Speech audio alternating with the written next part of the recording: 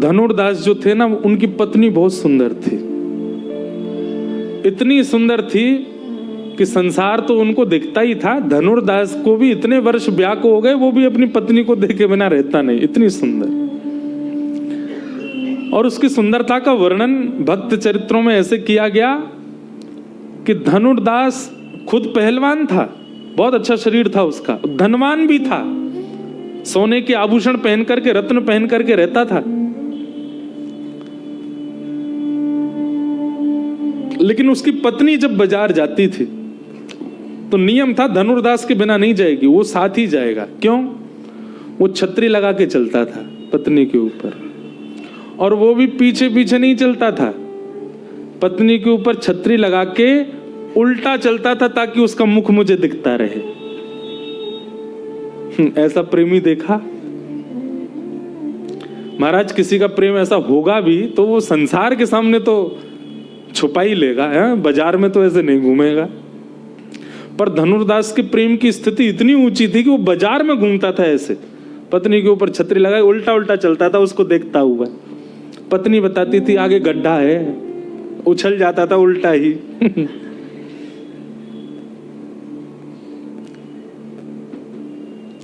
एक बार श्री रंगनाथ भगवान की सवारी जा रही थी,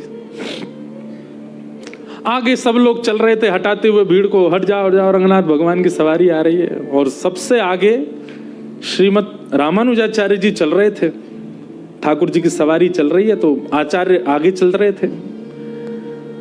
तभी उन्होंने इस दृश्य को देखा। क्या देखा?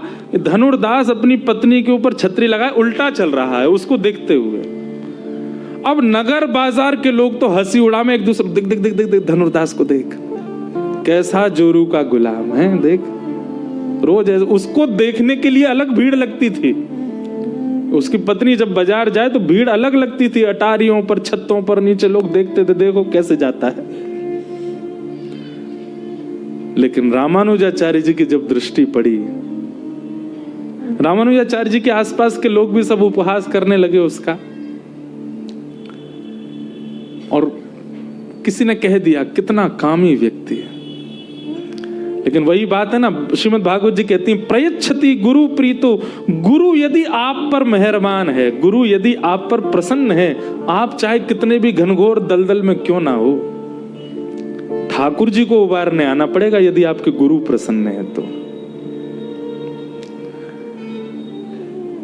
रामानुजाचार्य जी को लगा गुण ही तो है, भले ही वो पत्नी में हो गया तो अवगुण कहला रहा है, और यही ठाकुर जी में होता तो सद्गुण हो जाता। गुण तो है पर संसार में है इसलिए अवगुण है, और यही गुण यदि ठाकुर जी में लग जाए तो सद्गुण बन जाएगा। और गुरु का यही काम है। हमारे अंदर सारी चीजें हैं, हमारे अंदर हम सर्वगुण संपन्न है। मैं, मेरे से लेके पीछे तक एक एक व्यक्ति यहां सर्वगुण है, लेकिन क्योंकि वह गुण संसार में, इसलिए हम नरकगामी हो जाते हैं। गुरु आश्रय से वही गुण नाम में लग जाए तो वही फिर हमको भगवत धाम की प्राप्ति करा दे। रामानुजाचार्य जी ने सोच लिया कि किसी से कहा सुनो, इसको धनुर्दास को बोल के आओ, शाम को मुझसे मिलने आएगा। किसी ने जाके कहा ए धनुर्दास, तुमको रामानुजाचार्य जी ने मठ में बुलाया। वो घबरा गया, ऐसा क्या हो गया? उसको यही लगा कि शायद जिस क्रिया से मैं जाता हूं सब उपहास करते हैं, रामानुजाचार्य जी को क्रोध आया होगा, डांटने के लिए बुलाएंगे। वो पहले से ही मन बना के गया था चाहे कितना भी डांट लें, मैं पत्नी को अब घर से बाहर ही नहीं जाने दूंगा। क्यों? वो बाहर जाएगी तो मुझे तो देखना उसको, उनकी डांट से भी मैं वह छोड़ तो नहीं पाऊंगा। रामानुजाचार्य जी ने उसको बुलाया तो जैसे धनुर्दास आया प्रणाम करके बैठा, रामानुजाचार्य जी बोले आज हमने एक दर्शन किया, तुम अपनी पत्नी के ऊपर छतरी लगाए उल्टे चल रहे थे। धनुर्दास नीचे नजर करके हाथ जोड़ के बैठा, गुरु के सामने कुछ कहना नहीं चाहिए, चुपचाप बैठे। रामानुजाचार्य जी बोले मुझे बस इतना बताओ, क्यों देखते हो तुम पत्नी को? तो उसने कहा क्षमा करें भगवान, पर मुझे उससे सुंदर कुछ दिखा नहीं संसार में, बहुत सुंदर है वो, और हर दिन वो नई लगती है, हर दिन उसकी सुंदरता बढ़ती है, इसलिए मैं उसको देखता हूं। रामानुजाचार्य जी बोले अगर उससे सुंदर कोई तुम्हारे सामने आ गया तो? धनुर्दास बोला इतना विश्वास से कह सकता हूं उससे सुंदर कोई नहीं आएगा, मुझे विश्वास है उससे बढ़िया कोई है ही नहीं संसार में। रामानुजाचार्य जी बोले मैं भी तो कह रहा हूं अगर मैंने प्रकट कर दिया तो बोलो मैं वचन देता हूं उससे सुंदर जो आएगा सदा उसको देखूंगा। फिर रामानुजाचार्य जी हाथ पकड़ के रंगनाथ भगवान के पास गए और श्री रंगनाथ आचार्य हैं, उनकी बात तो ठाकुर जी मानते ही हैं। अंदर गर्भगृह में ले जाकर के कपाट बंद किए और रंगनाथ भगवान से प्रार्थना की, हे प्रभु इसके अंदर गुण है, लोगों में गुण होते हैं, इसके अंदर अति गुण है, गुण की मात्रा बहुत ज्यादा है। सब अपनी पत्नी को देखते हैं पर ऐसे कोई नहीं देखता होगा, मतलब गुण की अतीत है इसके अंदर। मेरी इच्छा है कि यह गुण आपके प्रति न्योछावर हो जाए, आप कृपा कर इसको अपने अद्भुत रूप का दर्शन कराओ। इतने में ही शंख चक्र गदा पद्मधारी श्रीमन नारायण, आहा सुंदर कमल नेत्र हैं ठाकुर जी के, कमल जैसी नासिका, कमल जैसे कपोल, अद्भुत स्वरूप रूप कांति। वैसे ठाकुर जी इतने सुंदर, पर आज आचार्य के कहने से इतने सुंदर बन के आए, इतने सुंदर बन के आए कि धनुर्दास ने जैसी उनका रूप देखा नेत्र सजल हो गए, घुटने पर बैठ गया और सदा के लिए श्री ठाकुर जी को अब इन नेत्रों से और किसी को नहीं देखूंगा, वचन देता हूं। तुरंत दौड़ करके गया, अपनी पत्नी को लेकर के आया और स्वयं तो ठाकुर जी का हुआ, अपनी पत्नी को भी कर दिया। बोले आज से मैं और मेरी पत्नी केवल ठाकुर जी को भजेंगे, इन्हीं की शरण में रहेंगे, इन्हीं के साथ रहेंगे। जीवन भर के लिए ठाकुर जी के प्रति समर्पित हो गया। कहते हैं कि रामानुजाचार्य जी रोज स्नान करने के लिए कावेरी जी में जाते थे तो ब्राह्मण वेद पाठियों के कंधे पर हाथ रख के चल के जाते थे और स्नान ध्यान करके जब संध्या करके पूर्ण पवित्र तिलक आदि लगा के जब पूर्ण पवित्र अवस्था में होते थे तब धनुर्दास के कंधे पे हाथ रख के आते थे। ब्राह्मणों ने एक दिन इस पर शंका प्रकट की, बोले भगवान आप अशुद्ध अवस्था में सुबह सुबह नहा धो के जब उठते हो तब तो हमारे कंधे पे हाथ धर के जाते हो, और नहा धो के परम पवित्र शुद्ध होकर के जब आते हैं तो वो कामी व्यक्ति है धनुर्दास, उसके कंधे पे हाथ रख के आते हो।